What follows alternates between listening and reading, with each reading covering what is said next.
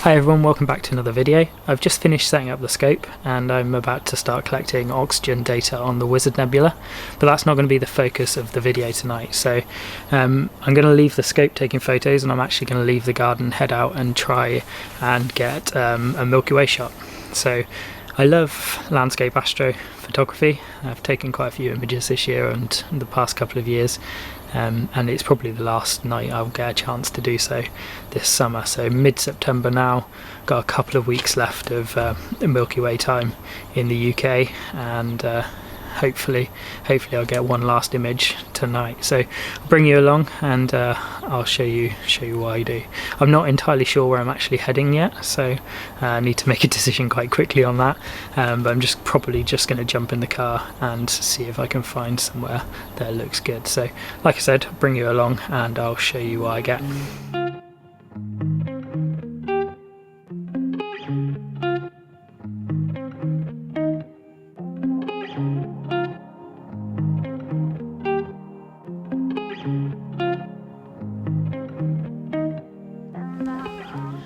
So I think a lack of planning is probably going to cost me a good photo tonight. So I was driving around for a bit, trying to think where I could go, and I decided to come up to Rodborough Common. So it's a nice place we go quite a lot, nice high up, great views everywhere.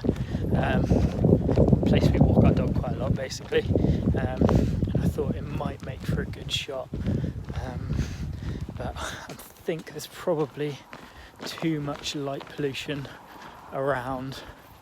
I couldn't work out, or I couldn't find out how what the Bortle class is. I think it's a 4 or 5, so it's probably too much light pollution for a good Milky Way image. Sorry about the video quality. I'm on my phone, trying to walk and see where I'm going at the same time with a head torch. So have to apologise for that. But yeah, I'm running a bit late as well. Complete lack of planning on my part. It was a last minute decision to head out, so I didn't have any shots in mind. So I'm not too sure I'm going to get a good image tonight, but we'll give it a go, see what we can come up with. Usually when I head out to photograph the Milky Way, I do a bit more planning. I work out where the Milky Way is going to rise. I usually go onto Google Earth or Photo Pills and a few other apps, and do a bit more planning to make sure to try and get a better shot, and just didn't do that at all today. So yeah, like I said, this year I've been out to a few different locations. I'll put some of the images up on the screen now. But I went out to the Rollright Stones, which is a nice dark location. Got some good images there.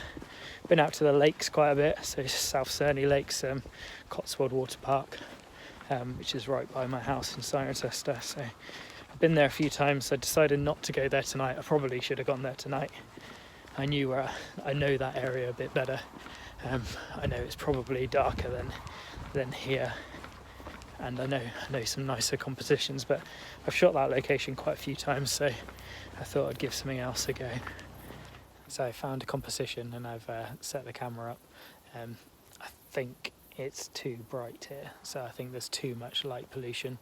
Don't know if you can see behind me on the hill, probably can't see with the phone, but there's quite a few house lights there shooting towards not a big village, but shooting towards the village of Nailsworth and Woodchester. So there's a few lights on the horizon, but I found quite a nice composition, so I will show you that now. So as you can see, there's basically a windy road through the valley, with the road coming in from the bottom left, so that's what I'm trying to capture. But I will, like I said, I'll give it a go, do my best. What I'm planning to do is take multiple exposures for the sky. So I usually take anywhere between sort of 15 and 30 exposures for the sky.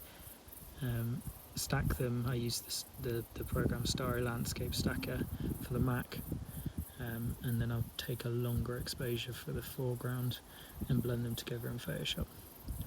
So this is my first composition. I'll take a few photos here and then move on, try and get something a bit different.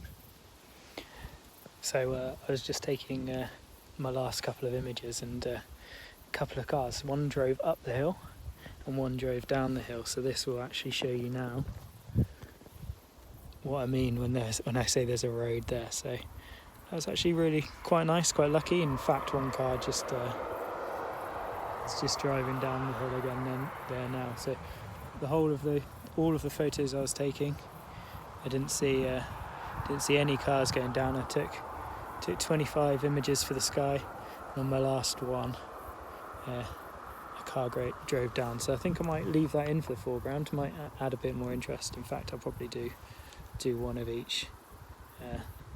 Leave the car trails in, and do one without as well. You'll have to let me know which you prefer. I'm just taking another image now because this car is going down, so this will just be one car. See whether that's a bit better than the multiple cars I had going down, if my head torch hasn't ruined this shot. So I've left that location, just heading on slightly further around the corner to see if I can get a different composition. The strap on my head torch has decided to break, so I'm now carrying my bag, camera over my shoulder, and also trying to use the head torch to see where I'm going and not fall over. So not a great time for my my head torch strap to decide to break, but we'll make the most of it. So I've gone around the corner and managed to find another composition, pretty similar to the last. So you've got the valley leading you down, making quite a nice sort of V shape or an S shape towards the Milky Way. So I don't think it'll be a great shot. You'll definitely get the outlines of the Milky Way, but I think the light pollution will blow out the core. But we'll see what we get. Okay, so heading back to the car now. Don't think that last composition worked. It's a nice composition, lovely view, but definitely shooting towards too much light pollution. First composition, again, I'm not sure. Without seeing the images on the computer, it's really hard to tell. But less light pollution, well, shooting towards less light pollution, so I might get more of the Milky Way in that shot. But you never know. You never know until you get the images back on the computer screen. So, but anyway, I'll put the images up on screen. Do let me know your thoughts. I think that this vlog is definitely testament to the fact you need a lot more planning to make good Milky Way images.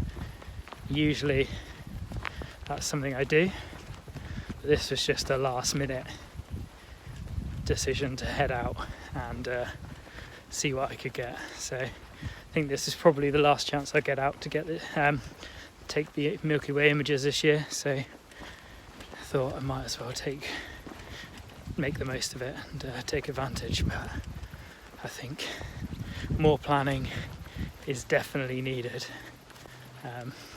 This was very rushed, and as a result, don't think I've got anything decent tonight, but still nice to be out. Always good to be out under the stars. So if you're new to this channel, thanks for watching, thanks for making it this far. Please do like and subscribe. This is definitely not my usual type of video. I'm usually in the back garden taking deep space astro photos from using my telescope from a back garden in Cirencester. So this is definitely not my usual style of out and about with the iPhone, but thanks for watching, and see you in the next one.